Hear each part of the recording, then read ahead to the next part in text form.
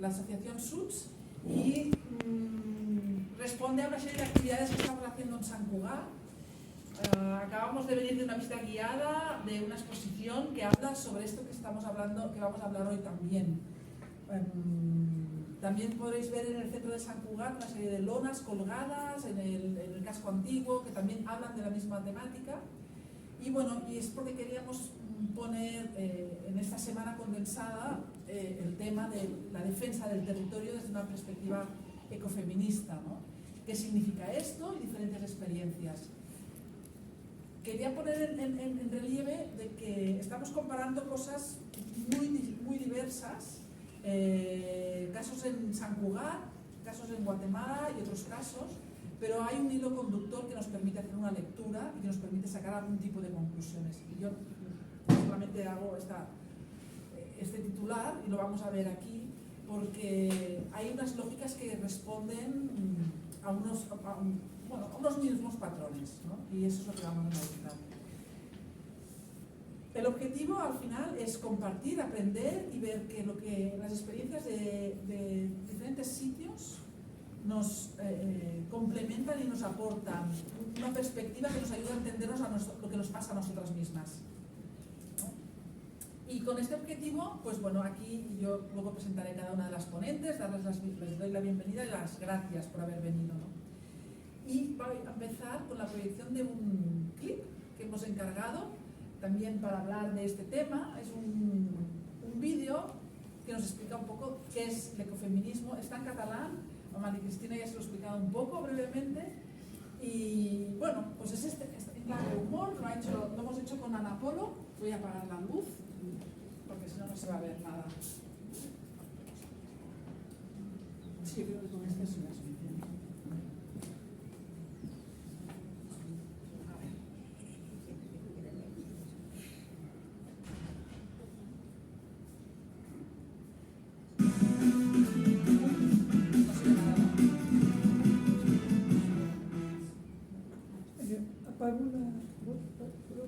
No creo que sea por eso, A ver, vamos diciendo.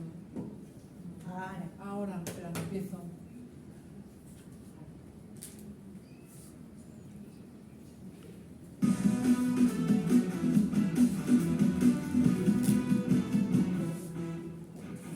Avui parlarem d'ecofeminisme, perquè en un món en general, si ets una dona o una antibasurera, segurament la teva integritat està sent amenaçada per alguna banda, té força sentit que hi hagi una cosa anomenada ecofeminisme. Sabem què és el feminisme, sabem què és l'ecologisme. Què és, doncs, l'ecofeminisme? És llançar el contenidor que toca a les agressions sexuals? Seria ecofeminista cagar-te en l'estampa de Luis Rubiales i després aprofitar-ho per fer compostatge? No ben bé. L'ecofeminisme és un moviment social que relaciona dues coses que malauradament estan a l'ordre del dia a les nostres societats. Per una banda tenim el tema de la degradació del planeta Terra i per l'altra l'opressió de les dones i els col·lectius minoritzats com les persones racialitzades, la comunitat LGTBIQ+, o els pobles indígenes. Breaking news! No es tracta de fets aïllats ni fins a la casualitat. Al principi potser costa, però una vegada t'adones que el que estan fent amb nosaltres a través de l'heteropatriarcat és exactament el mateix que el que li està fent el capitalisme salvatge a la Pachamama, ja no pots parar de veure-ho. Què és el que estan fent? Doncs explotar-nos i dominar-nos al seu servei fins a deixar-nos fetes quicos. Vivim en un context global que no pot ser més hostil per tot el que vindria a ser el conjunt de vides i ecosistemes que habiten el nostre planeta. Com que no totes som Jeff Bezos ni podem somiar en anar a passeitos per mar i empadronar-nos-hi, el que necessitem és canviar el model social i econòmic que tenim ara per un que tingui en compte el benestar social, els recursos naturals i els límits del planeta. Com ho farem tot això? Doncs entre totes, posant la vida i allò que la sosté al centre, impulsant iniciatives públiques i propostes comunitàries autogestionades que ho facin possible. Perquè està molt bé deixar de posar-li canyetes de plàstic als frappuccinos i guardar l'aigua de la dutxa per regar les plantes. Però sabeu què estaria guapo de veritat? Que els governs es posessin les piles, invertissin en serveis socialment necessaris i regulessin la normativa d'empreses, sobretot internacionals, en temes d'impacte social i mediambiental. Perquè de què serveix que jo em faci un caldito amb l'aigua dels espaguetis si després la Coca-Cola i la Nestlé generen 4 milions de tonelades de residus a base de llaunetes i potitos? Sí, efectivament, resulta que hi ha una gent que té una miqueta més de responsabilitat en tot això d'evitar que el planeta acabi sent un pipicant en flames. I aquesta gent són les grans corporacions, que bàsicament fan tota la seva pasta rufla a costa d'espoliar els recursos naturals de la Terra. qui acaba consumint els productes d'aquestes grans empreses? Les poblacions del nord global. I qui es veu més perjudicat per l'impacte d'aquestes empreses? Les poblacions del sud global. Si en alguna cosa podem estar d'acord és que el capitalisme és un sistema d'autèntics privats. A quina panda de Buzz Lightyear se'ls va acudir basar l'actual model econòmic en la idea de que les persones i les empreses podem estar produint i creixent contínuament, sense límits, hasta l'infinito i més allà?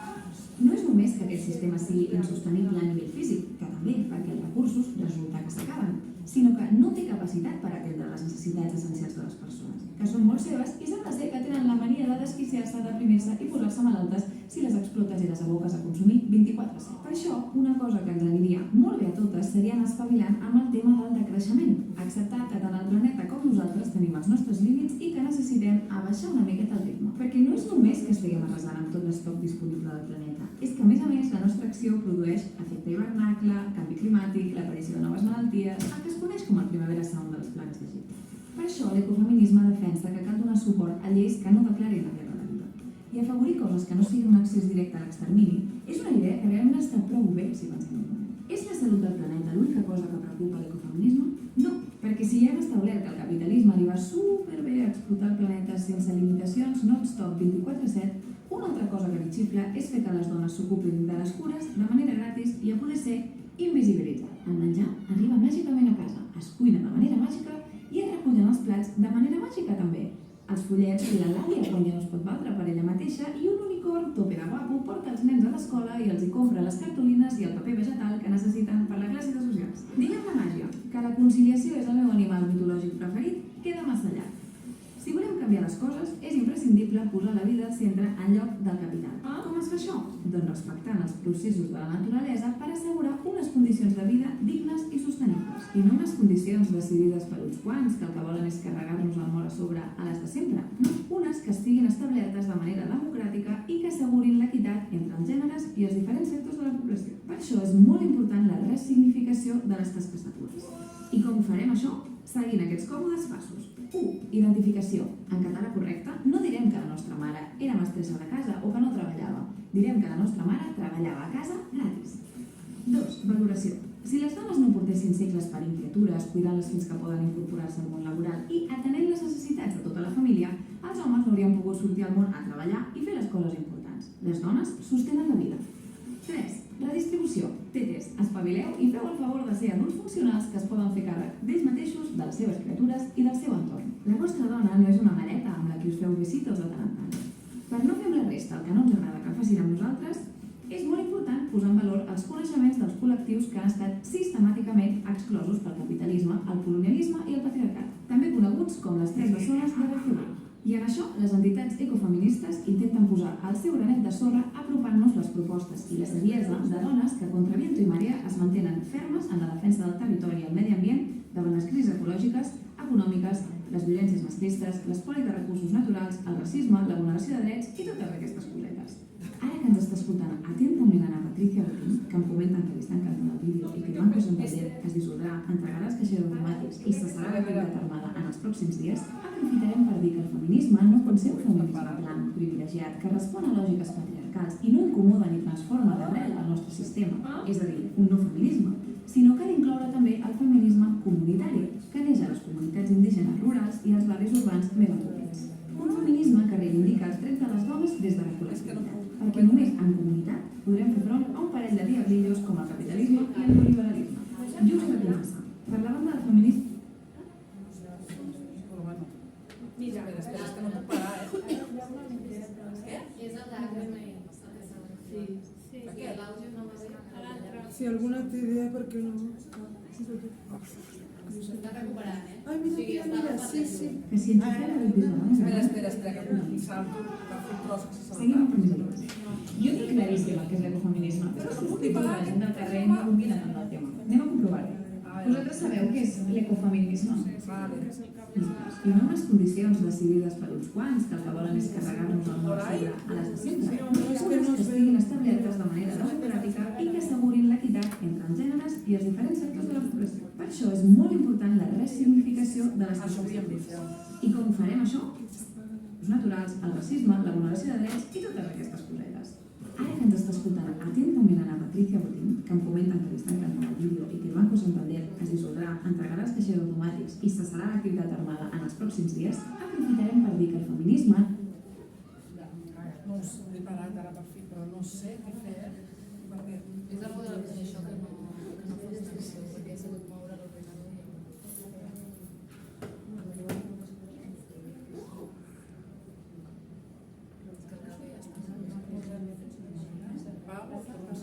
No és el projector. No és el projector. És això. Ara.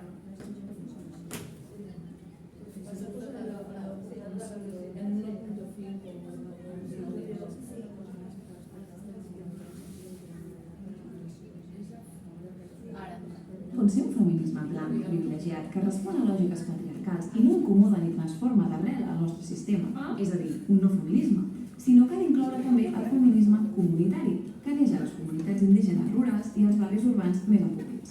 Un feminisme que reivindica els drets de les dones des de la col·lectivitat, perquè només en comunitat podrem fer front a un parell de diablillos com el capitalisme i el neoliberalisme.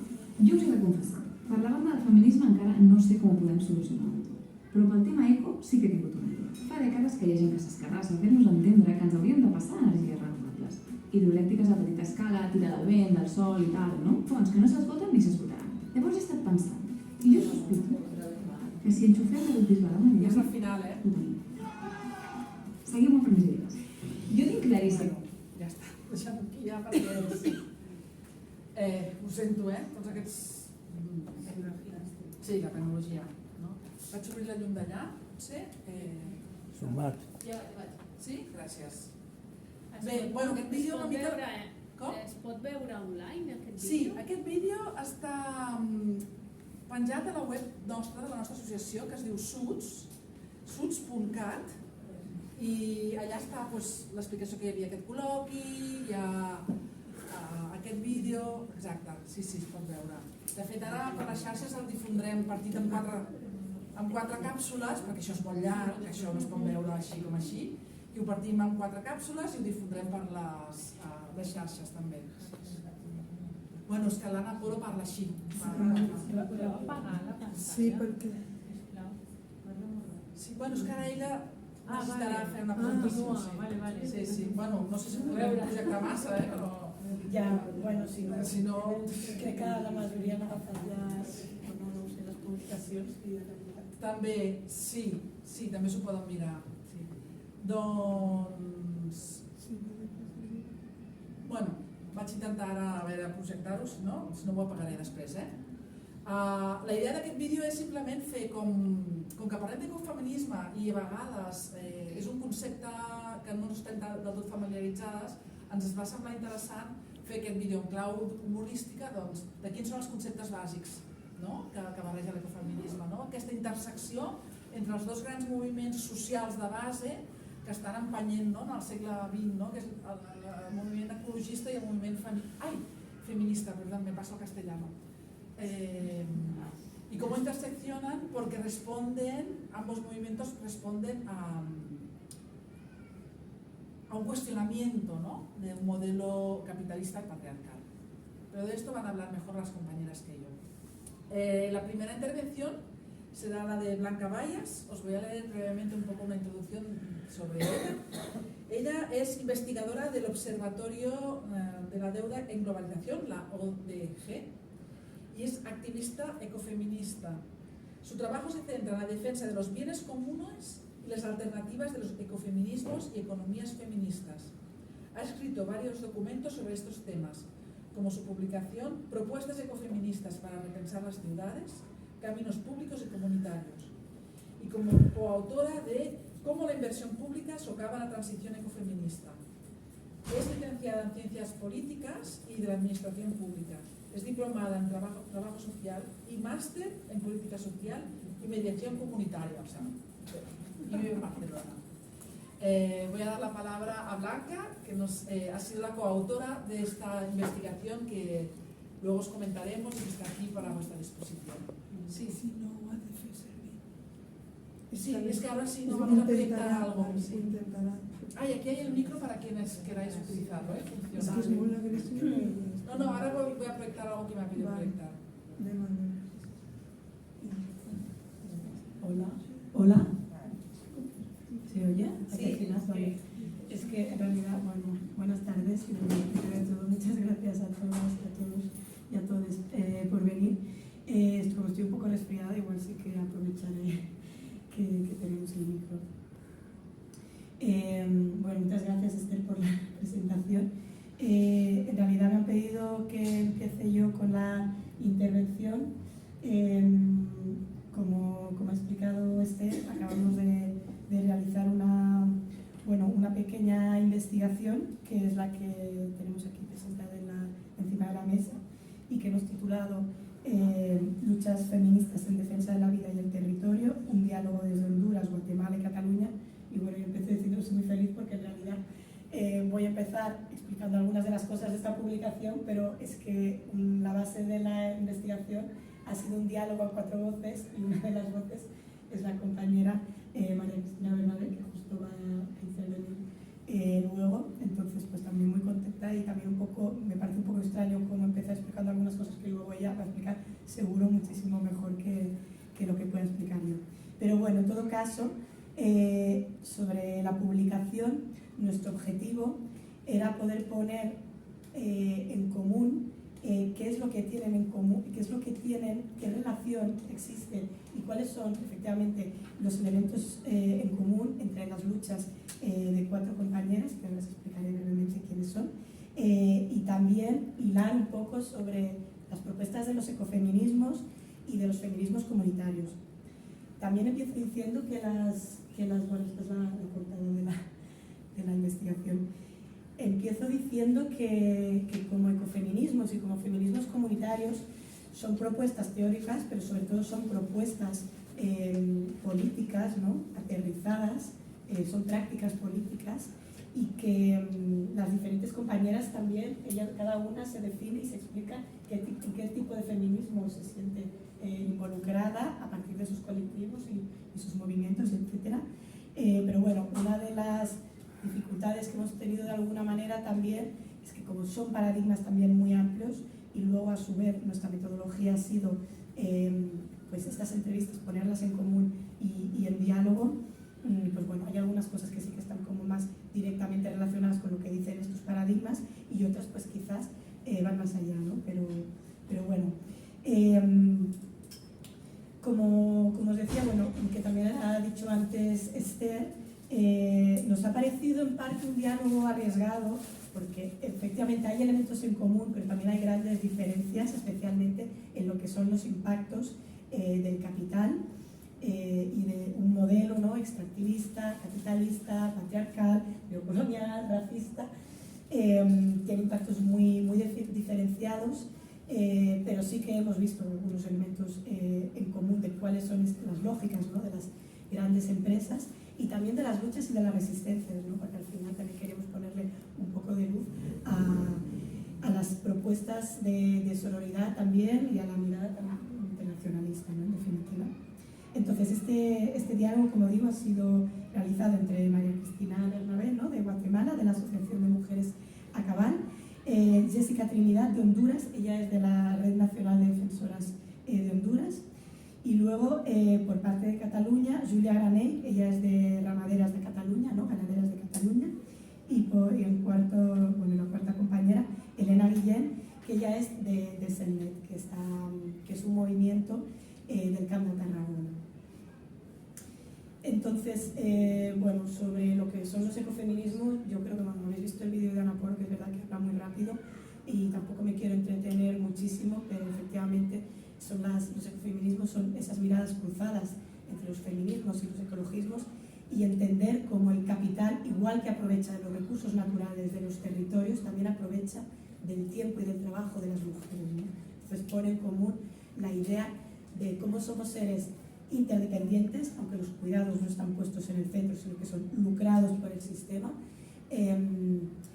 pero también el sistema necesita de esos recursos naturales que a su vez vulnera, que a la vez de alguna manera evidentemente no se focaliza en su regeneración, sino que abusa de esos recursos, efectivamente generando unos impactos en los territorios y haciendo una lucha en defensa del capital y no una lucha por el bienestar ni humano ni ecosistémico. Yendo hacia la propia publicación, la hemos dividido sobre todo como en dos grandes partes. Por un lado, hemos explicado lo que las compañeras nos han referenciado sobre los impactos de los megaproyectos, ¿no? de las empresas transnacionales, efectivamente concretado en todo este paradigma extractivista que tiene pues unas propuestas muy concretas y que está concentrado a través de las industrias extractivas, en lo que son minerías, lo que es el oligopolio energético, mega infraestructuras, y también, por ejemplo, la industria turística, ¿no? Como monocultivo, y esto, por ejemplo, ha sido uno de los elementos en común que hemos visto entre las realidades de las diferentes, creo que os han explicado las diferentes compañeras.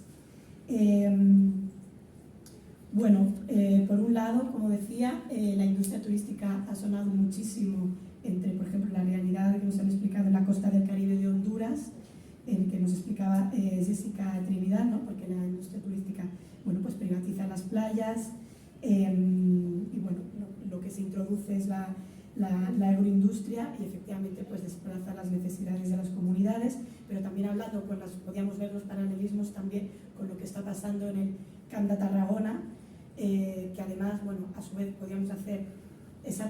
podíamos poner y podíamos ver esa perspectiva de lo que se llaman las zonas de sacrificio, ¿no? Que el concepto de las zonas de sacrificio, que lo utilizamos a través de lo que nos explican las compañeras del Sur Global, y significa, en definitiva, zonas de extractivismo donde las poblaciones están desprovistas de los recursos naturales, ¿no? Porque son las empresas transnacionales las que se proveen de estos recursos.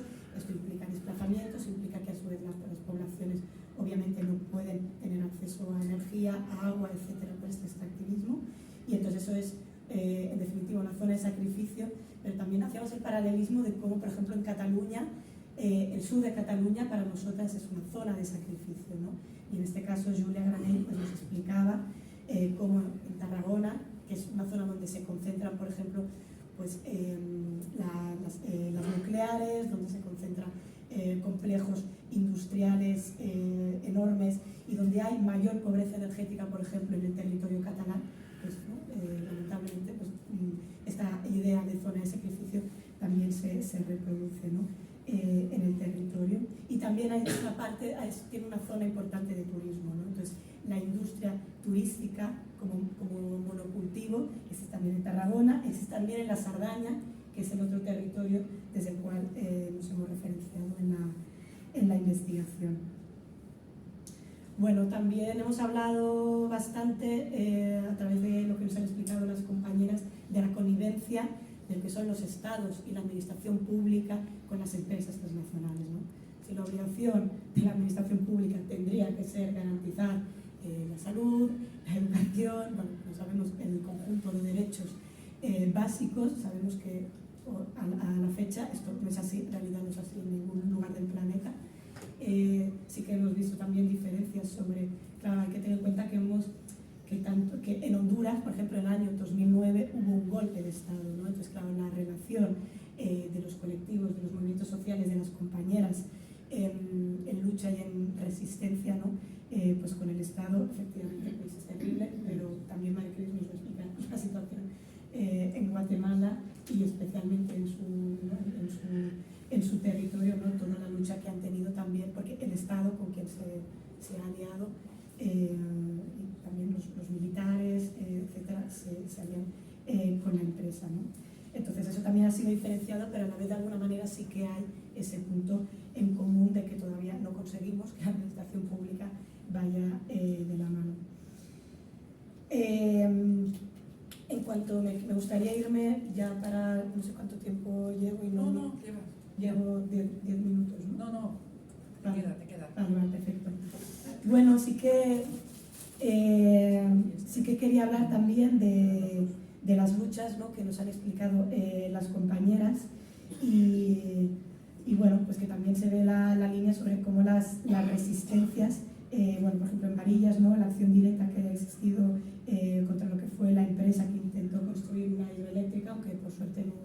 quiere, como que nos va a explicar Maricris. Las acciones, han existido una serie de acciones directas, ¿no? Como pueden ser ruptura de estructuras, ¿no? de esa hidroeléctrica, entonces toda la lucha a través de generar bloqueos, eso a su vez también implica la solidaridad entre las diferentes comunidades.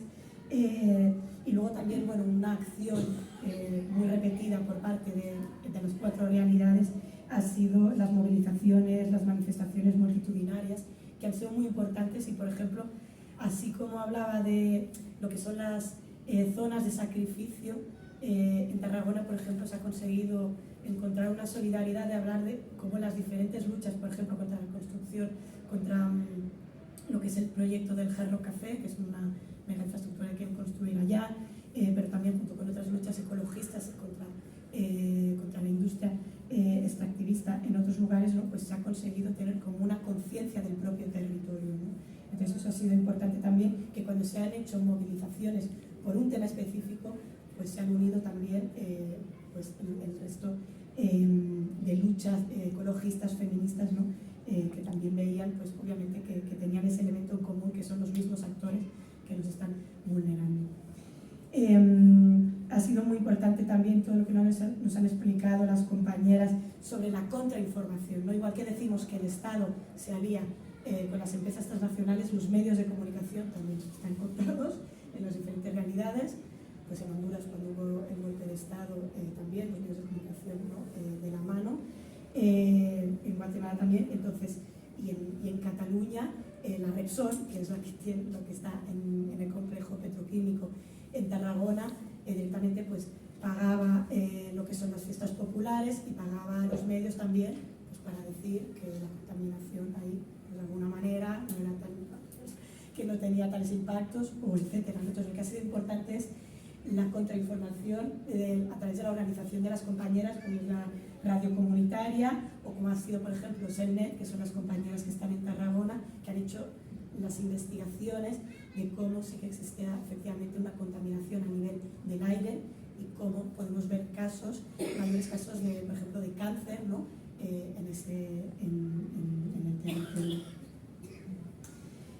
También eso ha existido también en Stop Jocs Olympics d'Hivern, que es la realidad de la compañera de Elena Guillén, ¿no? Que es la compañera nos ha explicado el caso de la Sardaña, esa era su lucha. Y entonces a partir de ahí también nos hemos ido a hablar de cuáles son nuestras perspectivas, de cómo vemos los feminismos, de cómo se tienen que relacionar, cómo tienen que ser esas luchas de solidaridad o qué entendemos por feminismo. Y sí que me gustaría pues manifestar muy claramente que ellas nos explicaban que para ellas la idea de feminismo tiene que ser un feminismo aterrizado, un feminismo práctico, un feminismo que dé soluciones, un feminismo popular, ¿no? Porque, por ejemplo, hay algunas perspectivas sobre lo que es ecofeminismo, pues que alguna compañera nos decía que lo veíamos relacionado con el academicismo, etcétera, ¿no? Y al final, más allá igualmente del título que le pongamos, las compañeras están en primer nivel de lucha y pues abogaban, ¿no? por hacer propuestas, como digo, aterrizadas y alejarnos quizás de lo que a veces nos puede diferenciar entre algunas luchas ecofeministas, y lo digo porque, por ejemplo, en el ecofeminismo existe la disputa entre las antiespecistas y las compañeras que están con los temas de soberanía alimentaria, ¿no? Que son las ramaderas de Cataluña, pero al final tenemos como base una misma lucha contra este modelo extractivista. Hay muchos elementos de unión. Lo mismo pasa también cuando hablamos de un ecofeminismo más esencialista o biologicista y un feminismo más constructivista, ¿no? Que bueno, no sé si más o menos conectáis con cuáles son las diferencias entre estas dos grandes tendencias de los ecofeminismos, pero una quizás viene a decir que las mujeres se relacionan más con el territorio y la naturaleza por un tema más biológico, porque algunas tienen la capacidad de reproducirse, y el constructivista sí que toca mucho más de las realidades que son los propios sistemas opresores los que nos ponen también en una organización social donde somos las mujeres las que también estamos en primer nivel de la reproducción y de hacer esos los trabajos socialmente necesarios, etc. Pero bueno, lo que vengo a decir es que a lo que me refiero es que más allá de estas disputas sí que me ha parecido muy interesante la investigación y lo que nos han comentado las compañeras es la importancia de estos aterrizajes en lo que son los feminismos, ¿no? Que, como decimos, tienen que ser feminismos para dar respuestas. También se ha hablado muchísimo de espacios mixtos y espacios no mixtos, ¿no? Varias de las compañeras están tanto en espacios mixtos como espacios no mixtos. Sí que cuando nos han explicado toda la idea de los cuerpos territorios, que eso ha sido más desde las compañeras de Honduras y de Maricris, ¿no? También desde Guatemala, como las mujeres, ¿no? que estamos poniendo y que están poniendo muchas de ellas su cuerpo en primera línea, pero también como ellas preservan y tienen que y luchan su cuerpo y luchan también contra la violencia machista, y en ese sentido en algunas cosas se pueden diferenciar de los compañeros, y en ese sentido es importante lo de tener espacios no mixtos, pero también la lucha comunitaria, ¿no? Que sí que nos puede unir, pues en este caso, ¿no? con los compañeros contra lo que son las lógicas de la industria extractivista. Yo creo que sí que lo dejaría. Un minuto, si acaso, para cerrar, si quieres. Pues, bueno, no, solo enfatizar eso, más, creo que estamos en un momento de bastante difícil articulación por cómo el modelo capitalista nos está barriendo, y que sí que abogar más por esos feminismos más abiertos, donde nadie nos diga cuál es el sujeto feminista y que además lo delimite, ¿no? Que eso ha habido muchísima lucha desde dentro de los feminismos, y nosotros abogamos más por unos feminismos, y por eso siempre hablándolo en plural, mucho más abiertos, y donde el sujeto feminista entendido como quién tiene y quién puede estar participando, somos las mujeres, las identidades disidentes, colectivos LGTB, las mujeres racializadas, las mujeres migradas, etcétera. Estoy hablando como desde el territorio del norte, pero efectivamente en esa cruce en solidaridad y entendiendo qué es lo que estamos haciendo cada una desde cada territorio, que eso era una frase muy bonita que nos comentaba la compañera desde Honduras. Y sí, aquí lo dejo, porque Maricris nos va a explicar muchísimo mejor, sobre todo en la parte de Guatemala, y que nada, que os invito a que leáis la publicación, que además ha quedado súper bonita, con una edición maravillosa y una fotografía también, que bueno, para mí me ha quedado muy bien. Gracias. Gracias, Blanca. Muchas gracias.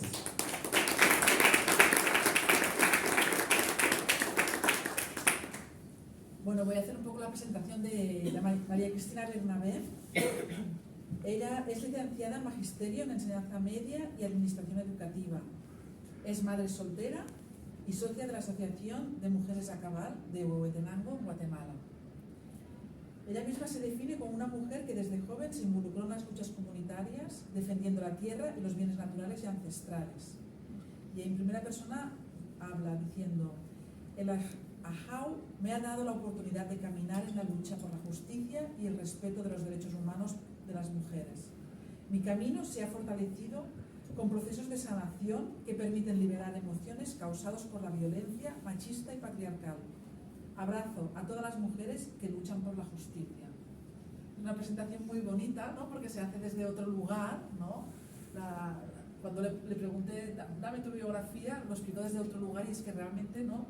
Son otras maneras de entrar, ¿no? en lo que nuestra propia identidad, en lo que somos, ¿no?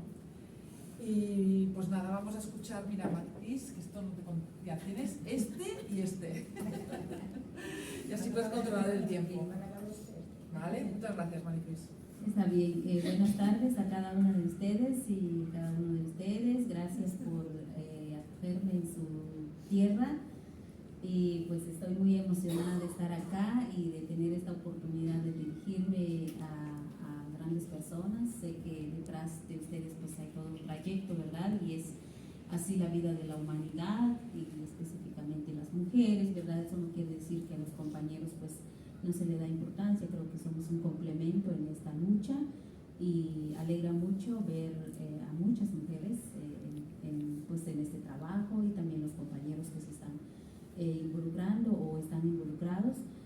Mi idioma es Ancopal, es un idioma maya en Guatemala y pues bueno, soy una mujer joven y pues todavía no acepto eso de que soy muy adulta, pero a veces en nuestro pueblo, bueno, mientras ya tienes un hijo, pues ya eres una persona mayor, pero bueno, yo todavía siento que estoy en la edad de juventud. Y también saludar a las jóvenes que están también acá, creo que eso es una buena señal, que hay jóvenes que también se están involucrando en este tema y pues bueno, yo veo rostros jóvenes, igual no necesariamente tienen que ser de 16, de 15 años, ¿no? Sino que rostros jóvenes, ¿verdad? Y también de las personas mayores, eso indica de que hay dos caminos juntos y eso hay también un enlace, ¿verdad? De que hay aprendizajes que se puedan trascender. Es muy importante pues hablar de la lucha de las mujeres desde el inicio de vida, creo que como guatemaltecas, bueno, al menos nosotras en nuestro pueblo, lo vemos así desde la Asociación de Mujeres Acapal, vemos que las mujeres inician su lucha a partir de que nacen. Es una lucha constante, porque entonces cuando nace una mujer, es una mujer, como que con muy menos valor, ¿verdad? Entonces desde ahí inicia la mujer a luchar, porque entonces habría que enfrentar un sistema machista, habría que enfrentar una sociedad que impone muchas cosas en la vida de las mujeres y pues entonces la mujer tiene que crecer ante esta sociedad que tiene muchas normas de vida. Las mujeres tienen que ser obedientes, las mujeres tienen que ser centradas, las mujeres se tienen que cuidar para prepararse a formar otra familia. La mujer es culpable porque si el hijo sale mal, si la hija sale mal, es la mujer culpable. Entonces se tiene que preparar para todo este sistema, para enfrentar toda esta sociedad. Aparte de eso, pues la mujer se tiene que preparar porque en cualquier momento pues queda sola y tiene que cuidar a una familia, tiene que mantener a los hijos, en fin, que hay muchas problemáticas. Yendo a la defensa del territorio, nos involucramos desde el momento que tenemos conciencia que la tierra pues también representa nuestra vida como mujeres.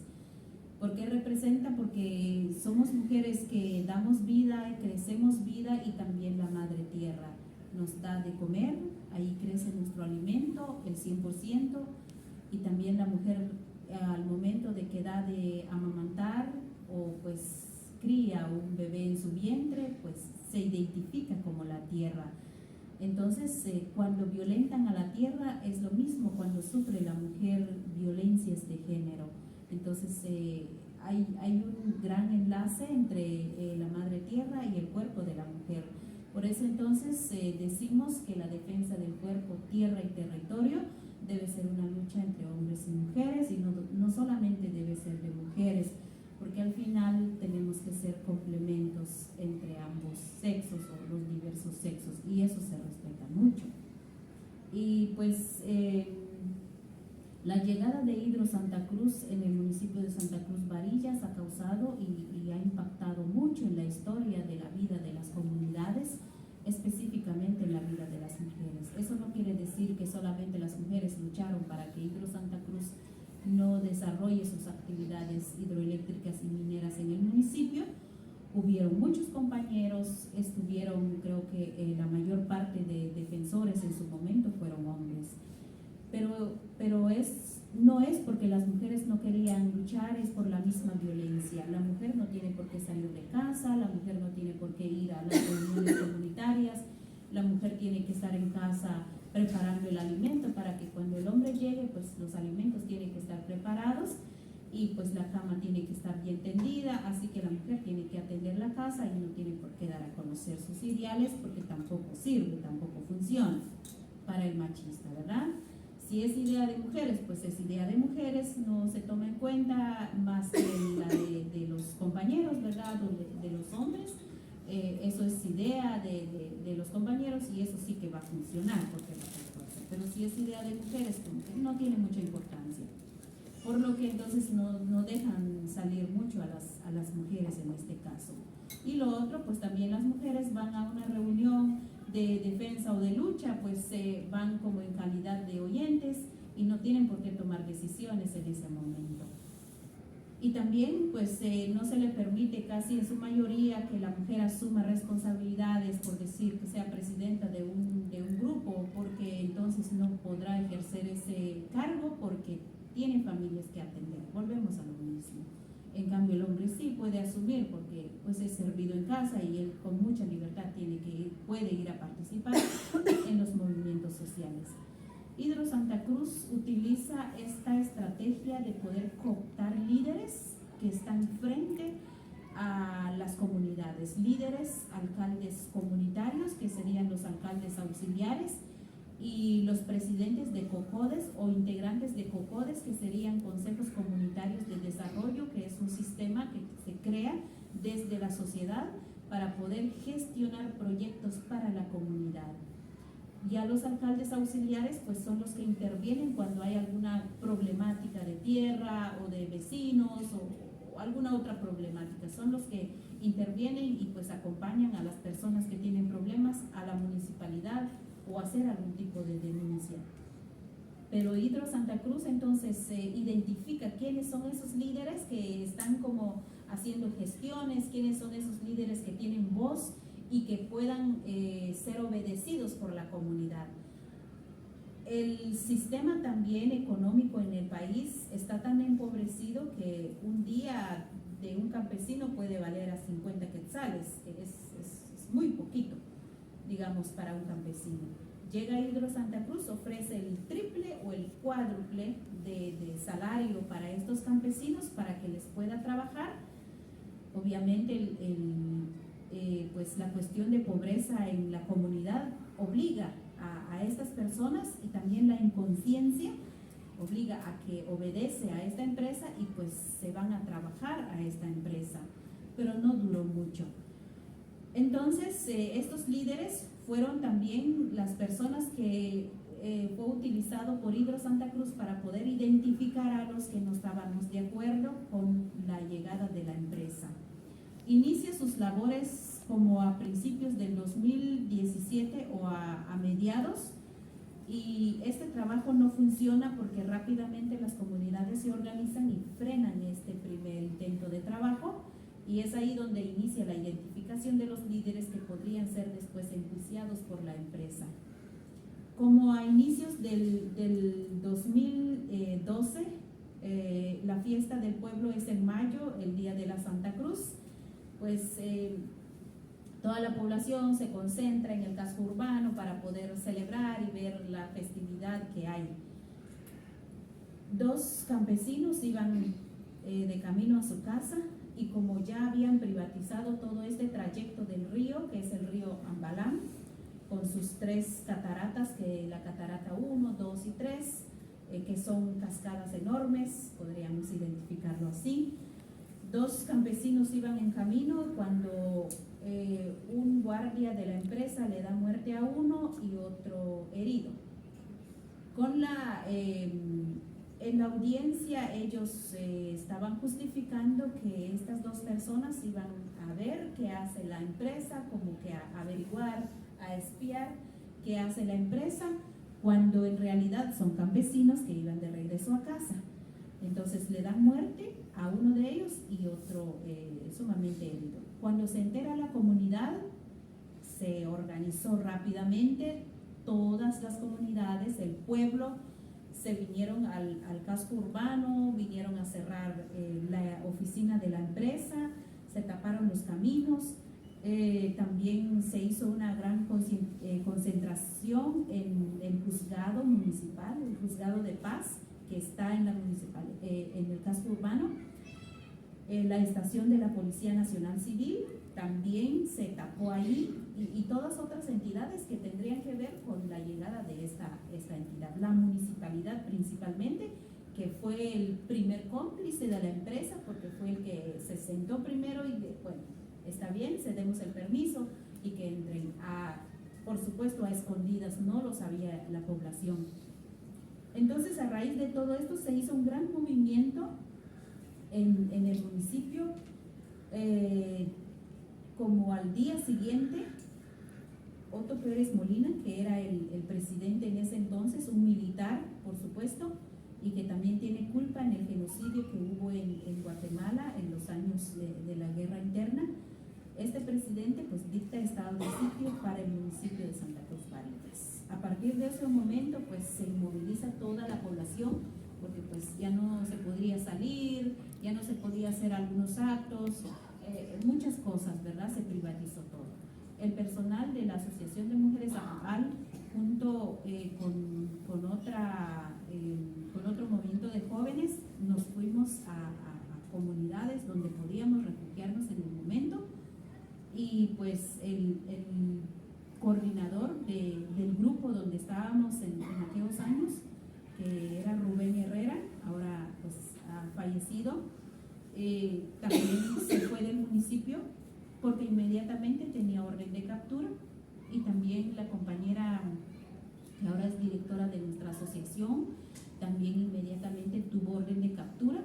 Entonces se fueron del municipio, yo y otras compañeras igual nos fuimos a otras comunidades para poder refugiarnos. Entonces a partir de ahí pues prácticamente el municipio se quedó en manos de los militares. Los comunitarios se quedaron en manos de los militares, capturaron a 12 líderes comunitarios, dentro de ellos está mi papá, fue encarcelado, y otras personas también en el 2012, ¿verdad? Durante el estado de sitio. Entonces allí se obligaba a las personas a mostrar la casa de los que estaban en la lista negra, que así le dicen. Entonces van a identificar las casas, ¿verdad? Entonces es ahí donde inicia el proceso de judicialización a los líderes comunitarios. Muchos de ellos tardaron 7 meses, año y medio, hasta 2 años y medio. La empresa utilizó todas las estrategias que tenía en sus manos para poder enjuiciar a estos líderes comunitarios. Algunos los vinculaban con genocidios, algunos otros los vinculaban con asesinatos que había sucedido en el pueblo, pero no eran los líderes. Había muchos linchamientos en esos tiempos, porque había muchos secuestros a niños, pero estas personas pues eran culpables, pero tenían el poder económico, podían pagar a jueces, podían pagar a abogados que los defendían. Entonces, no había justicia para los niños desaparecidos. Entonces, todo este tiempo pues estuvo el estado de sitio. Entonces hubo una gran movilización en Huehuetenango, vinieron todos los representantes de municipios, solo así pues cese el estado de sitio. Entonces el presidente pues levanta el estado de sitio, pero continuó la represión contra los líderes comunitarios. Fruto de esta gran movilización, fruto de toda esta criminalización, viene entonces como a alimentar la violencia contra las mujeres. Se fueron los esposos a la cárcel, las mujeres quedaron pues cuidando a sus hijos, cubriendo gastos de educación, gastos de toda la familia. Pero no solamente, regresan los esposos a las casas, replican todo lo que habían vivido desde las cárceles hacia sus familias, hacia las esposas. Las esposas empezaron a tener hijos casi seguido, porque se tiene la idea de que las mujeres cuando dan a luz a su hijo tienen que estar bien, no hablando de salud, tampoco económicamente, sino que tienen que estar bien en materia de comportamiento, tienen que portarse bien. Entonces, durante todo este trayecto que las mujeres iban a visitar a sus esposos, había un cuestionamiento. ¿Qué pasó en el camino? ¿Con quién se fue ella? ¿Con quién estuvo ella? Si ella estuvo con el abogado, ¿qué tanto a solas estuvo con el abogado? Cuando fue a dar su declaración ante una prensa, ¿era una mujer de la prensa o era un hombre? ¿Qué pasó ahí? Entonces era un gran cuestionamiento hacia la vida de las mujeres. No se valoró de parte de los expresos, no se valoró la lucha de las mujeres, de las esposas que había quedado sola con sus hijos. No solamente no salía de casa antes, no solamente no conocía la capital, no solamente no podía hablar el castellano, aparte de eso, aumentó la violencia que ellas sufrían anteriormente. Hasta el momento, 2 de ellas han logrado denunciar la violencia en su contra por parte de los expresos políticos. Entonces, ¿a qué nos lleva esto en Guatemala? Debilita la lucha de las comunidades, porque entonces se puede ver, es defensor, pero es agresor de mujeres. Entonces, ¿por qué las comunidades están defendiendo a defensores cuando agreden a las mujeres? Entonces no tendría sentido esta lucha, como que fuera un nido de agresores. Podría ser así. Entonces, ha afectado mucho esta parte. Entonces, la asociación APAL se centra entonces su lucha para poder defender los derechos humanos de las mujeres y poder prevenir la violencia que hay en las familias y hacia el cuerpo de las mujeres. Es entonces, cuando hablamos de feminismo, no lo vemos el contrario del machismo, que ahora nos empiezan a atacar con eso, específicamente el municipio de Varillas y a nivel norte de Huehuetenango y casi que en toda Guatemala. Las feministas son contrarios de los machistas. Entonces nosotras decimos no. Cuando hablamos de feminismo, nosotros lo vemos como una defensora más de derechos humanos, como alguien más que protege la vida, pero no solamente de las mujeres, también de los compañeros. Entonces ahora nos empiezan a salir, bueno, si las mujeres sufren violencia, también nosotros sufrimos violencia, dice un profesor. Entonces con eso, como que ahora entonces también nos van a defender a los hombres, ¿sí? Pero entonces nosotras decimos, sí, por supuesto que respetamos a los compañeros y amamos a los compañeros porque tenemos papás, tenemos abuelos, tenemos hijos, tenemos hermanos, pero a los compañeros que también respetan los derechos de las mujeres, pero aquel que golpea, aquel que maltrata, por supuesto que no cabe en este mundo de defensa de derechos humanos. Y es entonces toda esta historia o toda esta problemática recae nuevamente ahora que estamos viviendo en Guatemala un contexto muy complejo ahora que se está viviendo, donde hay secuestro de los votos de las elecciones por parte de Alejandro Yamatei, que ahora es el presidente, y que a legua se ve que no está dejando este sistema de que el gobierno actual electo pues pueda asumir el 14 de enero, porque hay un miedo ante la corrupción que hay en Guatemala, hay un miedo de los corruptos, del pacto de corruptos, que puedan ser investigados, que puedan ser enjuiciados. Y nuevamente vemos a las mujeres cargar a sus hijos y van a los bloqueos, van a las manifestaciones, mujeres que se han sostenido de su trabajo desde la comunidad, siembran frutas, siembran verduras, siembran sus hierbas, llevan a los bloqueos para poder vender. ¿Por qué? Por defender la democracia. Hay niños, hay mujeres embarazadas, porque siempre entonces las mujeres han luchado ante este sistema no solo machista, sino también corrupta. Corrompe la vida de las mujeres porque no hay una buena justicia que también castiga a los violentos. ¿Por qué? Por la corrupción. Se han robado todos los recursos que va destinado a la justicia, al sistema de justicia. Se han robado todos los recursos para poder castigar a estos corruptos y violentos en nuestras comunidades. Entonces, es muy importante pues hacer enlaces, hacer comunicación más acertada, unir esfuerzos entre naciones, entre pueblos, que es lo que nos queda para poder enfrentar este sistema en nuestro país de Guatemala. Y pues apreciamos los espacios mixtos, pero también como mujeres apreciamos nuestros espacios como mujeres, también para poder valorar nuestro cuerpo y para poder también valorar el trabajo de las mujeres, porque es muy poco valorado, es muy poco visible el trabajo de las mujeres. Hay todo un trabajo detrás de otros desarrollos, de familia, de familias que han salido adelante, pero muchas veces no se visibiliza ese trabajo de la mujer, ese esfuerzo de las mujeres que hay detrás de todo esto. Es lo que podría compartir y gracias, creo que el tiempo se ha agotado. Gracias.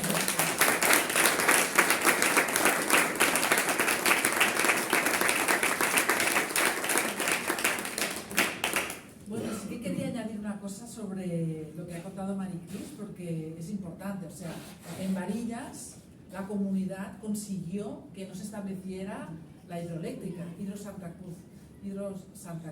Es casi un caso paradigmático, ¿no? Emblemático de que se puede, Detrás de Hidro Santa Cruz hay capital español, capital italiano y español. Hay la empresa ACS, que no sé si os suena a alguno de vosotros, Florentino Pérez, que está detrás de varias empresas hidroeléctricas en Guatemala. El proyecto Renace, hay otras. Pero lo pudieron parar, y eso me gustaría como que ponerlo encima de la mesa y en valor, ¿no? De que la comunidad consiguió parar. Sí, bueno, Sí. no sé, sí, se me olvidó olvidar esa parte, pues después de toda esa lucha, la Hidro Santa Cruz no está en función, o sea, se fue obligado y se vio obligado también, como en el 2017 o 2018, por ahí, en esos años, anunció a nivel nacional que se iba del país. Pero lo que sí es cierto es que el terreno sigue siendo a nombre de Hidro Santa Cruz. Tampoco quiero ser o queremos ser muy negativas o que estamos llamando la energía, no, las energías que se vayan, pero creemos que en cualquier momento pueda decidir volver con más fuerza. Entonces, y lo triste es que la juventud de ahora no se involucra en esas luchas, está más sumergida en la tecnología, no me interesa lo que está pasando, actualizarse en la moda, pero en las luchas no. Entonces es un poco preocupante esa parte. Pero también hay muchas otras oportunidades que se nos han presentado. Esta problemática fue también presentado en las Naciones Unidas, una gran experiencia. Tuve la oportunidad de ir a darlo a conocer en las Naciones Unidas en Nueva York. Se dio a conocer que Otto Pérez Molina dictó estado de sitio en Santa Cruz Varillas, y que a raíz de eso pues hubo militarización, persecución, judicialización a líderes comunitarios, y también hubo una comisión en el municipio de Varillas, y con el apoyo de la comunidad internacional, que por supuesto valoramos mucho, se presentó una queja ante el Banco Mundial, que estaba financiando a Hidro Santa Cruz para que ya no lo hiciera, porque estaba siendo afectada esta población específicamente. Se presentó la queja, se le dio seguimiento, y hasta el año pasado, si no estoy mal, exactamente, pues el Banco Mundial aceptó la queja y dijo que retiraba el financiamiento. Entonces Hidro Santa Cruz se quedó sin financiamiento de parte del Banco Mundial, y eso es una lucha de las comunidades en Varillas. Ha sido una lucha constante, y de las mujeres también. Y esa queja fue presentada juntamente con las esposas de los expresos políticos. Es decir, que los presos no fueron los que presentaron, sino que las esposas. Y es ahí donde nuevamente se resalta la lucha de las mujeres, a pesar de que no tienen algún nivel académico, pero ellas dieron a conocer esta situación que estaba pasando. Y así, en muchos medios de comunicación, por supuesto, uno de los medios de comunicación que ha resaltado mucho esta lucha es Prensa Comunitaria. Entonces, este medio pues ha dado a conocer. A comparación de los otros medios, como en la actualidad, pues no dan a conocer la realidad. Entonces también es algo triste que pasa en el país, que los medios corporativos siempre responden a los intereses del gobierno central. Y eso. Gracias, Esther. Gracias.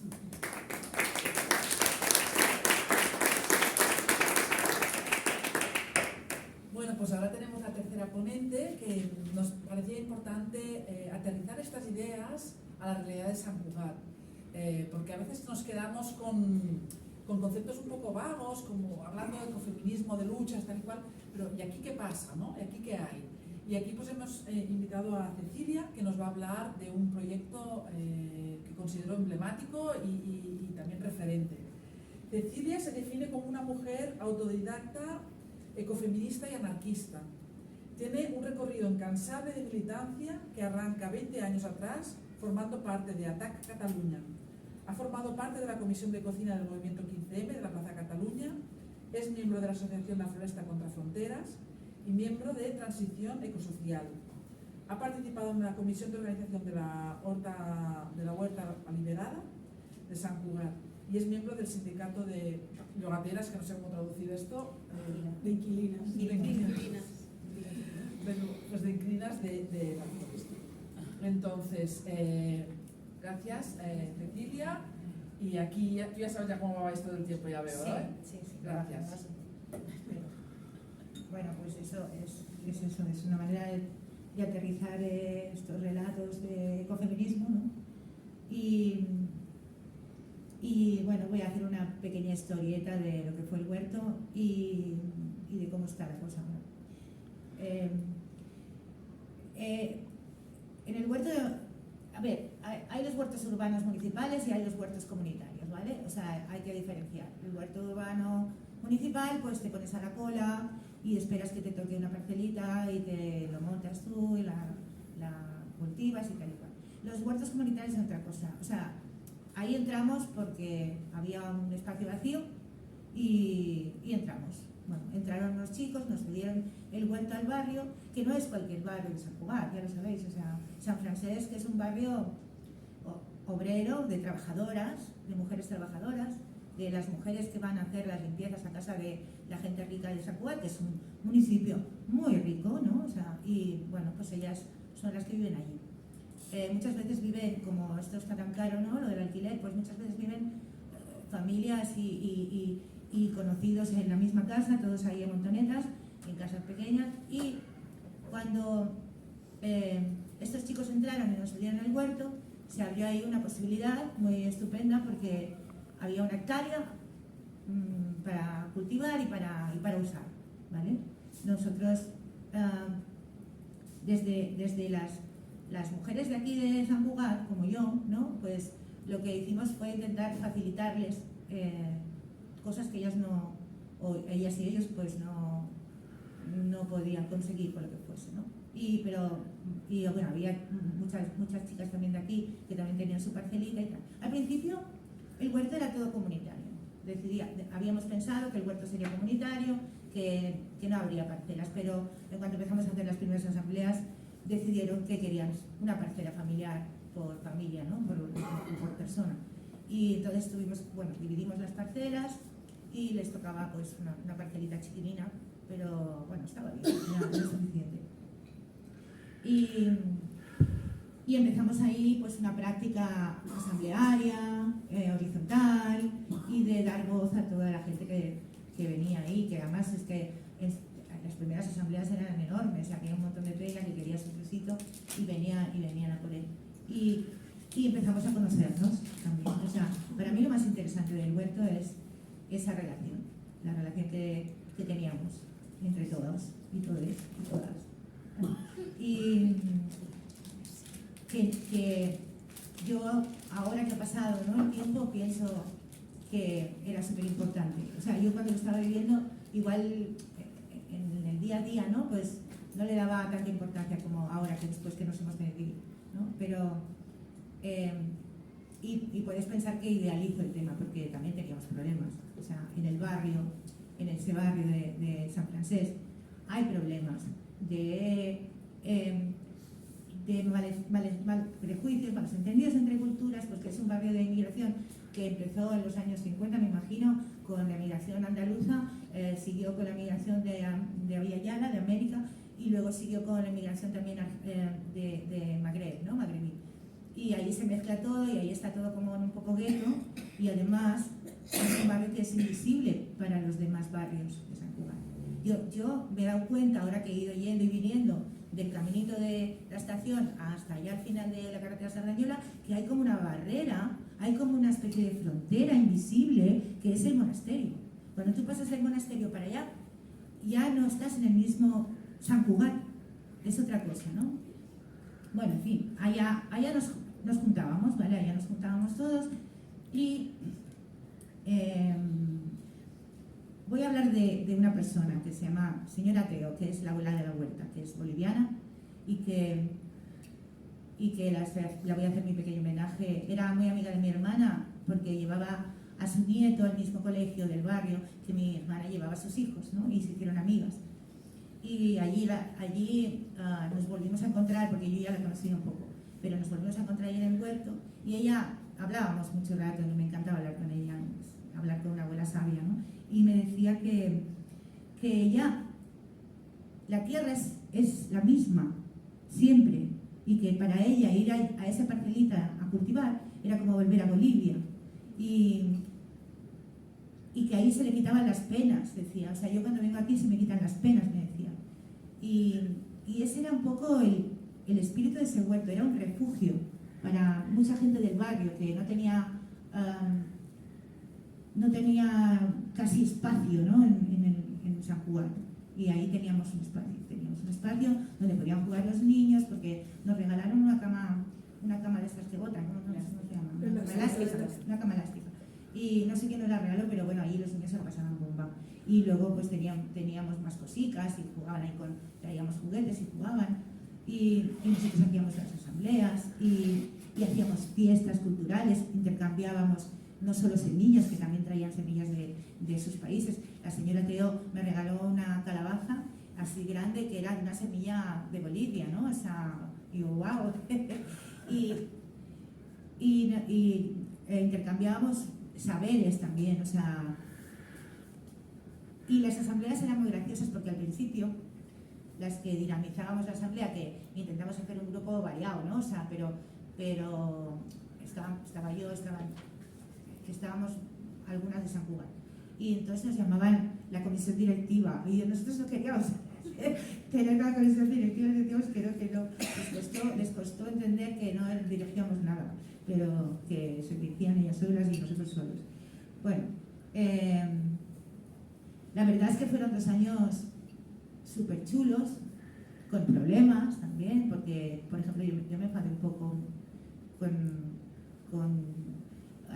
había una mujer que era una chica abogada del barrio, que era creo que de marroquí, y esta se había ido a buscar trabajo fuera y luego volvió. Al principio había estado ahí, pero se fue fuera y luego volvió. Y entonces se puso a la cola para una parcela. Y bueno, y no sé cómo fue, que le fueron escamoteando la parcela. Y al final ella dijo, bueno, me rindo, porque yo no me voy a pelear aquí con nadie, no quiero pelearme con nadie, me rindo, no quiero la parcela. Yo me enfadé como una mona, pero no sirvió de nada.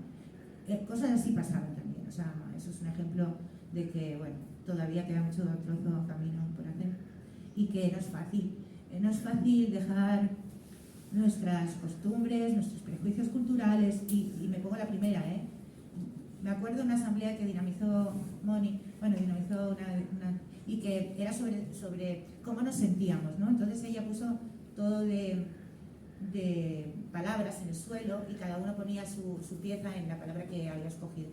Y yo estaba sentada al lado de un hombre que siempre mis prejuicios, primero que era un hombre y luego mis prejuicios, que yo lo consideraba un bruto, o sea, consideraba que era un señor brutísimo. O sea, no había hablado mucho con él, pero me daba esa sensación por cómo pasaba un poco de todo en la asamblea, bueno, no sé. Pero ese día, cuando le preguntan, ¿dónde has puesto tú la pieza? Y había puesto la pieza la palabra amor. Y empezó a hablar, o sea, le dijeron que explicase por qué la había puesto ahí. Y empezó a hablar y a mí se me abrió la boca y no se me cerraba porque estaba oyendo hablar un filósofo. O sea, qué bruto ni bruto. O sea, explicaba el amor de una forma que no se me hubiera ocurrido a mí hacerlo tan bien como él. O sea, me lo quedé mirando y pensé, mira que eres prejuiciosa. Mira que eres prejuiciosa y tonta, ¿no? Bueno, de estas cosas forman parte de las relaciones humanas, ¿no? O sea, en un pequeño lugar de 1 hectárea. Y entonces os contaré cómo nos sacaron de ahí, que eso es la parte política del asunto. La hectárea esta era de Cachabán, ¿vale? Y me imagino que cuando entramos, el primer día que entramos, Cachabán ya, ¿cómo se dice en checa? Puso en marcha el tema judicial, ¿no? Y pasaron 2 años y el tema judicial pues ya llegó al juzgado, tal y cual Pascual, y vinieron las secretarias judiciales a decir que nos teníamos que ir.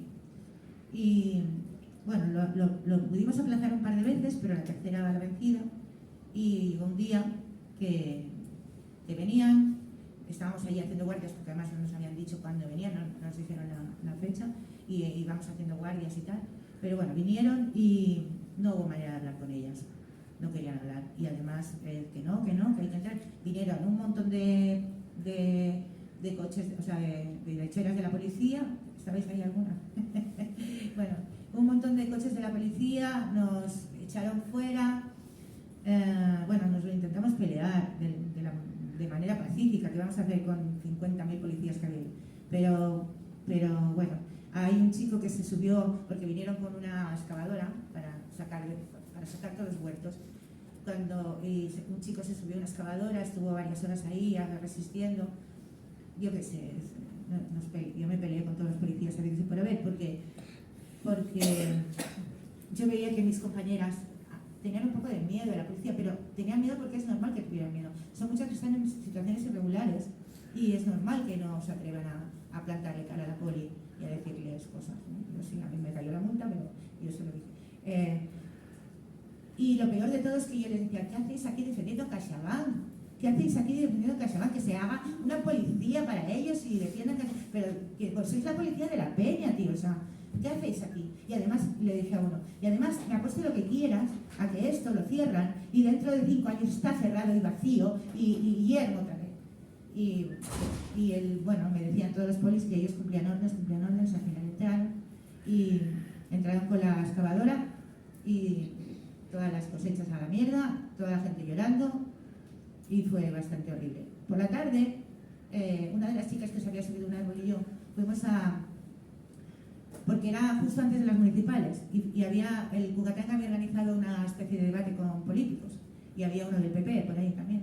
Y cuando les interpelamos, el del PP nos dice, pero a ver, esto es una propiedad privada, ¿qué más queréis? O sea, ¿qué queréis? Es una propiedad y punto, no hay más que hablar. Y encima habéis montado un show ahí, no sé qué, no sé más. Y yo en ese momento me subió una rabia tan grande que no podía ni contestar, porque solo se me ocurrían palabrotas, o sea, de cabrón para arriba, o sea, no podía contestar. Bueno, y esto, que parece una tontería, es una anécdota realmente, pero esa es la mentalidad que tenemos que un poco revisar, la propiedad privada. O sea, yo me puedo comprar un bosque, coger y talar todos los árboles y dejar hecho una mierda. ¿Puedo hacer eso? Pues yo creo que no. Yo creo que la tierra es un común, como el agua. O sea, la tierra es un común y se ha de defender. Y ha de salir del mercado, ha de salir de la mierda del mercado, ¿entendéis? Eso es lo que le tenía que haber dicho. Y que no le pude decir porque solo me salía sapos y culebras. Bueno, en fin. Y yo me llevo una experiencia muy, muy pequeñita, si queréis, una hectárea, ya ves tú, defender una hectárea cuando hay que defender todo un territorio enorme de las mierdas de las energéticas. Pero en realidad también es muy paradigmático, porque ¿quién estaba ahí reclamando su propiedad? CaixaBank. O sea, ¿quién defiende? O sea, que el gobierno defiende a los bancos, que el ayuntamiento se puso de perfil y intentó como que no iba con él, ¿sabes? Aunque sí iba con él, porque somos gente de este municipio. Lo que pasa es que el barrio de San Francés parece que como que no está en el barrio de San Juan, que es como una cosa invisible, pero bueno. Y si me queréis preguntar lo que queráis, preguntad, porque bueno, tendría para hablar más, pero bueno, es esa experiencia que para mí es una experiencia política también. Aprendimos mucho unos de otros. A mí me interesaba todo el tema asambleario, todo el tema más, digamos, anarquista, ¿no? Pero que ahí aprendí aterrizarlo ese tema, o sea, aterrizar el tema de la horizontalidad, de la asamblea, de la igualdad, de las mujeres. Y ahí había muchas mujeres poniendo sus cuerpitos también y trabajando la tierra todos los días. O sea, las que más trabajaban las parcelas eran como la señora Teo o como otras personas que estaban allí dando, convirtiéndolo en un lugar de vida, que es eso lo que decimos, la vida contra el capital. Pues ahí había un lugar de vida que ahora está cerrado otra vez y además vigilado, porque ahora han metido unos vigilantes para que no podamos entrar. Aquí está. Han ficat vigilants al descampat. Al descampado le han puesto... Sí, han puesto una especie de Ay, madre mía. ¿cómo se dice? Garita. Sí, una garita, y ahí se quedan día y noche, están día y noche. Vigilar un descampado. Sí, vigilar una cosa que está vacía, que no hay nada.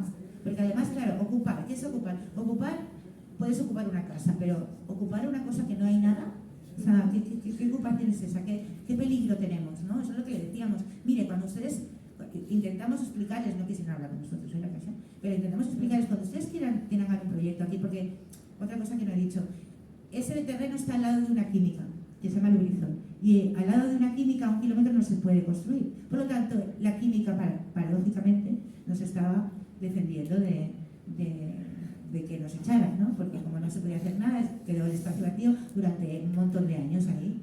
Está vacío y seguirá vacío, porque la Lubrizol no se ha ido. Bueno, yo decía, cuando la Lubrizol se vaya y ustedes quieran construir, nos lo dicen con un mes y nosotros nos vamos.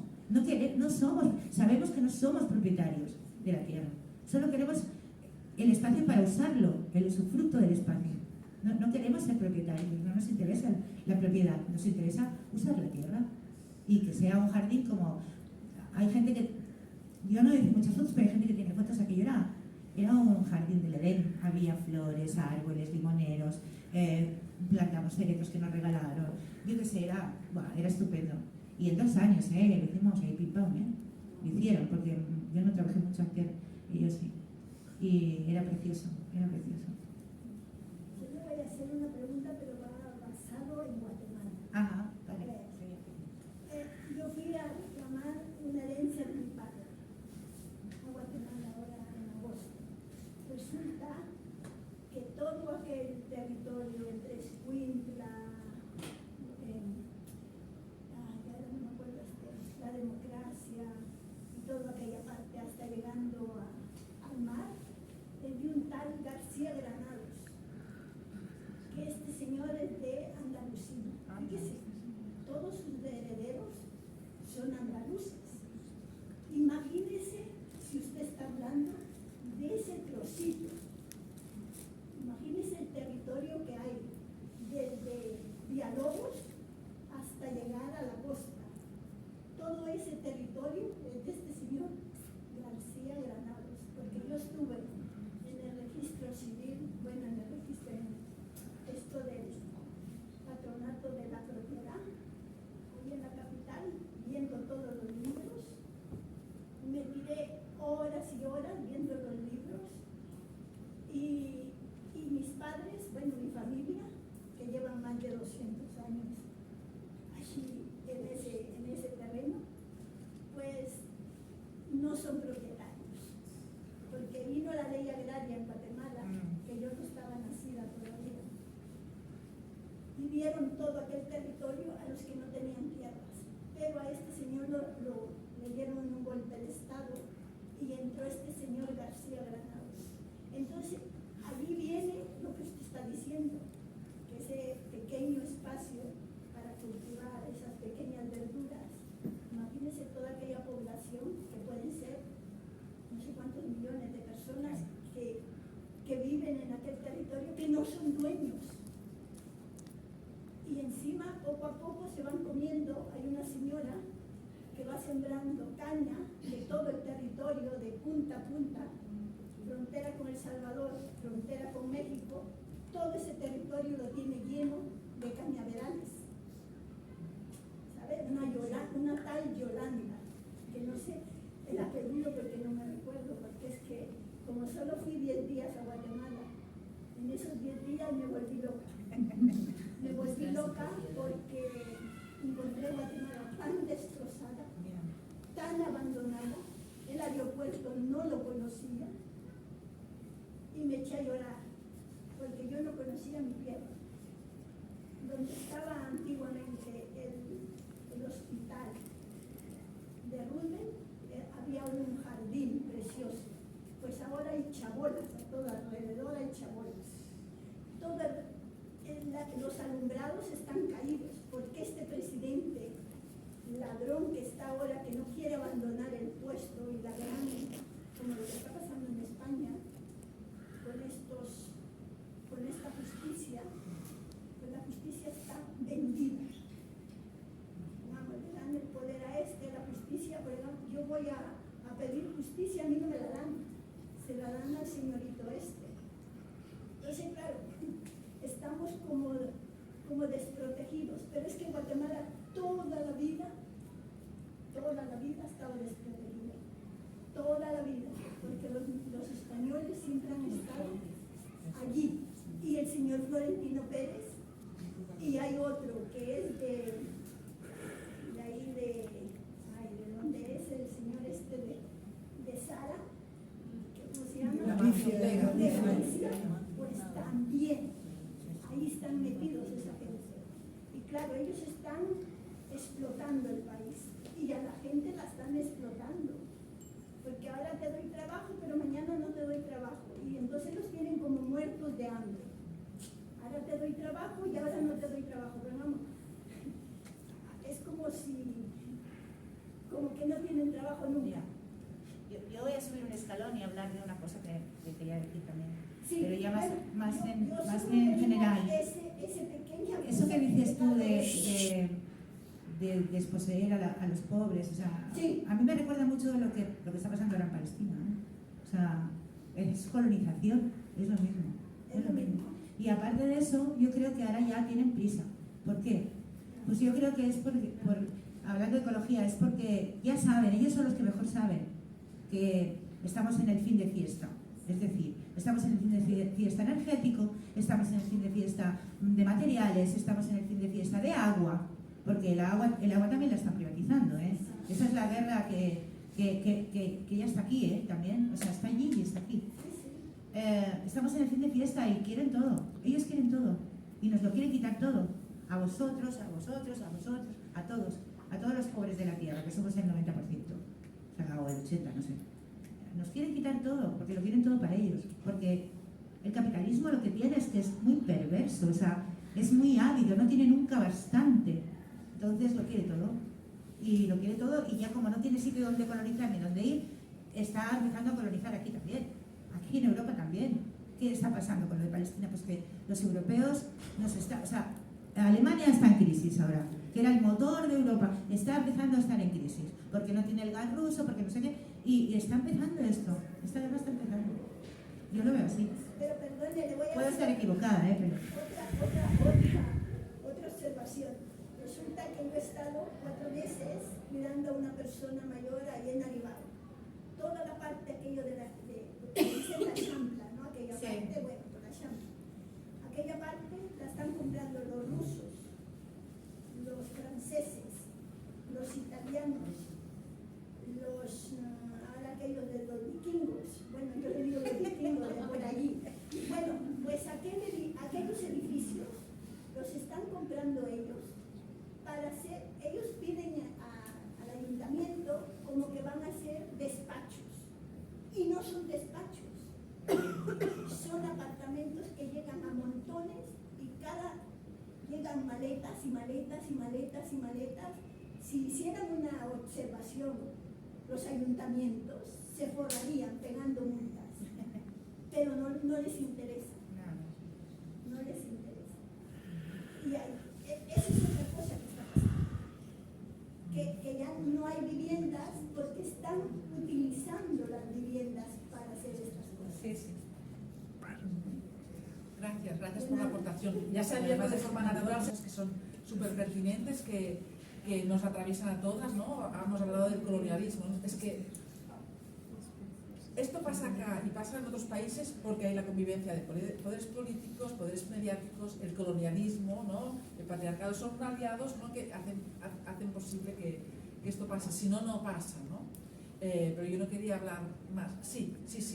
A mí me ha resonado mucho lo que ha dicho María Cristina en un momento, de que los jóvenes ya no están en estas luchas. Y eso creo que es, para mí, lo más peligroso de todo. Que estamos en un momento de final de fiesta en el que nos estamos jugando mucho, nos estamos jugando la vida. No solo la de la humanidad, que siempre hablamos, ¿no? Del peligro de extinguirse el ser humano. Bueno, no solo eso, sino toda la vida del planeta, o gran parte de la vida del planeta, ¿no? Nos podemos llevar con nosotros mucha de la vida del planeta. Pero parece que nuestra generación está, bueno, todavía un poco inquieta, pero la que viene detrás parece que está dormida. Están enganchados a una pantalla, están enganchados a las modas, en la apariencia, en la superficie. Entonces da mucho miedo decir, bueno, ¿y cómo vamos a tener la fuerza de oponernos a la propiedad privada, al capital, al machismo, al capitalismo. ¿Cómo vamos a sobrevivir si estamos tan debilitados como sociedad y como pueblo, ¿no? Sí, yo creo que es algo que tenemos que ponerle como empeño en estos días, y es lo que compartí hace un momento. Como también los conocimientos se puedan trasladar ahora a la juventud, pero más que todo a la niñez. Decía un sacerdote: no se preocupen por los adultos, ellos así se van a quedar. Sí. Entonces, en algún momento pues se ofendió lo que dijo el sacerdote, ¿verdad? Pero tiene la razón. Preocúpense ahora por los niños, prioricemos a los niños. ¿Qué tenemos que hacer con los niños? Hay que pues trasladarles esta información, llenarlos, estarlos alimentando, porque creo que es uno de los frutos que ahora se está viviendo. La guerra interna en Guatemala lo vivieron nuestros papás, mi papá ahora en Guatemala. Entonces, venía de una lucha, de enfrentar una guerra. Entonces, ahora cuando hubo esta militarización de territorios, o cuando hay ahora defensa del territorio, obviamente va a luchar porque viene de una lucha. Entonces, es lo mismo lo que pasa ahora con nuestra niñez. Al menos yo como mamá tengo que involucrar a mi hija que vaya también conmigo a las luchas. Porque justo ahorita en estos tiempos que hay manifestaciones, bloqueos en Guatemala, vemos claramente en nuestras compañeras que son jóvenes, por más que nuestra filosofía como mujeres a cabal es defensa de la vida, no hay en la juventud, no hay en nuestras compañeras mujeres jóvenes. Es el horario de trabajo, se fue y ya. De plano quedamos nosotras dos que somos adultas, que veníamos de una lucha. Bueno, seguimos las dos ahí poniendo la cara y hablando de la lucha, de la resistencia y de todo contra la corrupción, y nuestras compañeras jóvenes se fueron, están cansadas, tienen que ver el teléfono o que tienen que recibir una clase y se fueron, nos dejan solas. Y es eso pues el problema que se ve. Entonces, ¿qué toca hacer? Trasladar toda esta energía, ¿verdad? Me gusta mucho cuando hay energías con mucha experiencia, como lo es de nuestra compañera, viene con mucha potencia. Entonces, ¿qué tiene que hacer la juventud? También agarrar esa potencia, porque si no, entonces la juventud es muy floja por ahí, pero los viejos, ¿verdad? Así, digámoslo así, los viejos ahí luchando, pero ya no hay esa fuerza como lo de la juventud. Entonces, falta mucho que inyectar a esta juventud, ¿verdad? Y pues eso, y quería también comentar un poco lo que decía la compañera. Cristóbal Colón dice que era un español, pero resulta que en la historia decía que no era un español, sino que un italiano. Llegó, los terrenos, el territorio guatemalteco es de los pueblos, o sea, no había ningún español. Eso quiere decir que el español nunca fue dueño de los territorios de Guatemala, o sea, sin ofender, ¿verdad?, a nadie. Pero entonces, a partir de este ladrón, que fue el primer ladrón en Guatemala, Cristóbal Colón, a partir de deja descendientes supuestamente dueños de los territorios, que ahora empiezan a reclamar los territorios en Guatemala. Obviamente con buenas intenciones, pero la mayoría con malas intenciones. ¿Quiénes han sido los intelectos, los causantes principales de los desalojos en Guatemala? Han sido los que han reclamado los territorios. Dicen que son dueños, llegan, reclaman. Los que tienen el poder económico, obviamente van a comprar los papeles ante los juzgados, ante los jueces y todo eso, se adueñan y vámonos a desalojar a estas comunidades que históricamente son dueños legítimos. La realidad es que en aquellos años había el valor de la palabra. Este es mi pedazo, se respeta. Este es el pedazo, se respeta. Pero después de la colonización de Cristóbal Colón y de estos gobiernos, que se han encargado de decir la propiedad privada, que eso suena muy feo para nuestros pueblos. Hay propiedad privada, empiezan las líneas, empiezan las fronteras que no ha existido en la historia. Y es eso entonces que ha dañado mucho a nuestros pueblos. Entonces, a partir de ahí, ya no hay dueños, pero para los pueblos, para los pobres. Pero sí hay dueños para los ricos, para los grandes, que son muy pocos, por supuesto, no son muchos. Entonces, no se le da al pobre, pero se le da al que tiene dinero para comprar, aunque no sea de él. Los 10 años de primavera de Arévalo se fueron repartiendo, dando las tierras a los que sí no tenían, quitarle un poco al que tiene mucho, al que ha invadido mucho, porque fue una invasión, y se le da al pobre. ¿Qué pasa? No le gustó a los gobiernos de Estados Unidos, de esta empresa Fruit Company, no sé si así se pronuncia, la empresa bananera, no le gustó a Estados Unidos. Bueno, impone nuevamente los gobiernos militares, que ya son 70 años, más de 70 años gobernando en Guatemala, que han sido militares, más que militares, hasta que ahora aparece Arévalo, ¿verdad? Que es el contexto actual, que es un profesional, así como su papá fue el primer maestro pedagogo que gobernó Guatemala, y es por ello, por supuesto, que prioriza la educación. Pero estos militares prefieren vernos abajo, prefieren vernos con ninguna educación, y entonces estos 70 años hemos estado en manos de militares. Pero Arévalo ahora sale, creo que es un psicólogo, bueno, tiene muchas profesiones, es una persona con una mirada diferente, no es ni militar, les duele a los militares. Por eso también ahora lo están persiguiendo. ¿De qué podría? Sí, Blanca.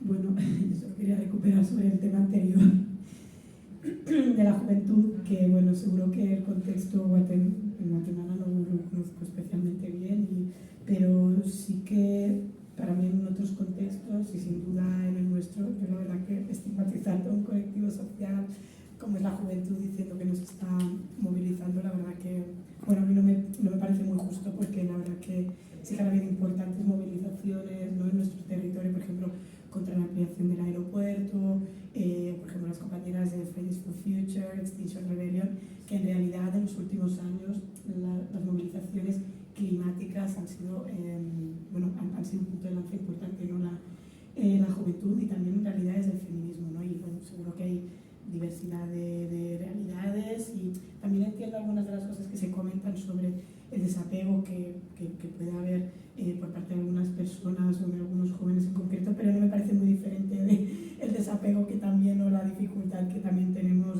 población adulta o otros colectivos en la movilización.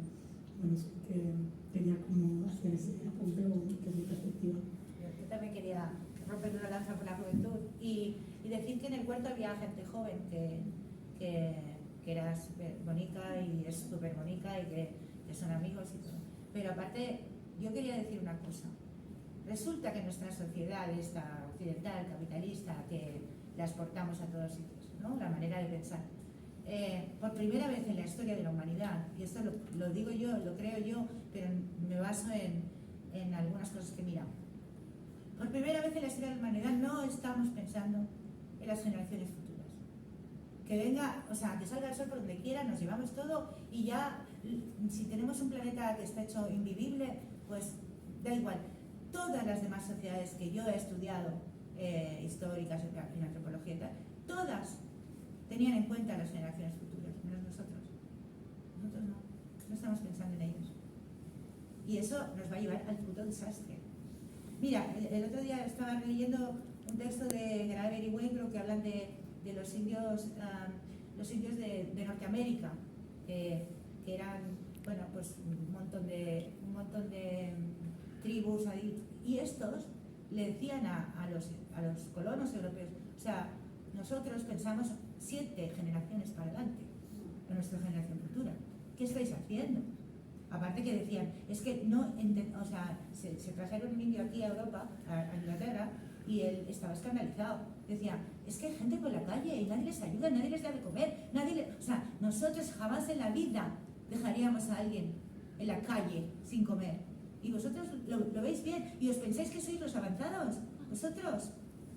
Y lo de los críos igual, o sea, es una cosa de sabiduría.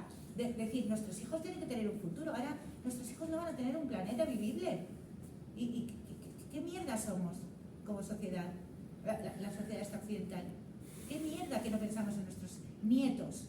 Yo además, ahora que soy abuela ya, porque ya tengo una edad, lo de la abuelidad me lo tomo muy a pecho y pienso, ostras, mis nietos, ¿qué mundo van a heredar? Y vale, y a veces pienso, bueno, pues mira, que no sepan, que no miren, para lo que tienen que ver, o sea, pobrecicos, que se pongan a mirar el móvil. No sé, no es verdad, no lo pienso esto.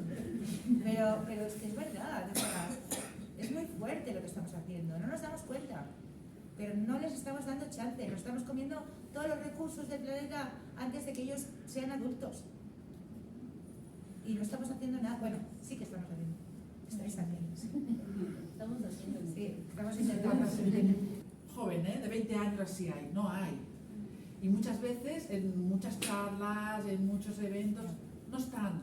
¿Por qué? ¿Porque no están movilizados? No, es porque estos no son sus espacios, no los reconocen como sus espacios. Porque muchas veces ven estos espacios como demasiado institucionales, no sé cómo decir, ¿no? Esto se organiza en